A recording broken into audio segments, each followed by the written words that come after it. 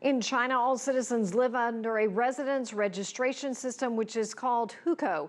It officially identifies a person as a resident of a particular area, but for hundreds of millions who work and live outside this area, life can be very difficult. They are, in most cases, deprived of equal access to education and social welfare. Well, now a draft regulation will allow migrants to claim a proper Beijing hukou in the point system. CCTV's reporter Ho Yuan has our story.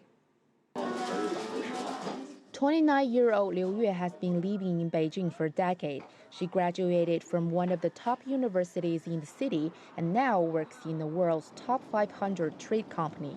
She's got a good job and a cozy apartment, and the little girl, whose future is uncertain. Without a hukou, she would not be able to attend high school in Beijing and would face far fiercer competition in the college entrance examination back in my hometown. That's what worries me most.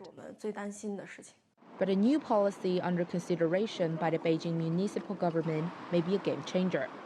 A draft regulation released on Thursday states that people like Liu Yue may obtain a hukou in the near future, but a high threshold is set. Applicants should have a Beijing temporary residence permit, be under 45 years old, and have paid Social Security premiums in Beijing for at least 7 consecutive years, and no violation of the family planning policy or criminal record. Applicants who meet the basic requirements can accrue points based on their educational background, employment, and property. The number of points needed will be determined on a yearly basis according to the changes in the city's population.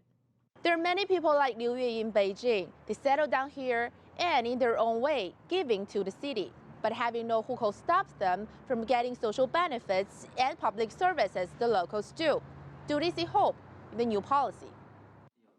Professor Gao Wenshu is a population scholar at the Chinese Academy of Social Sciences.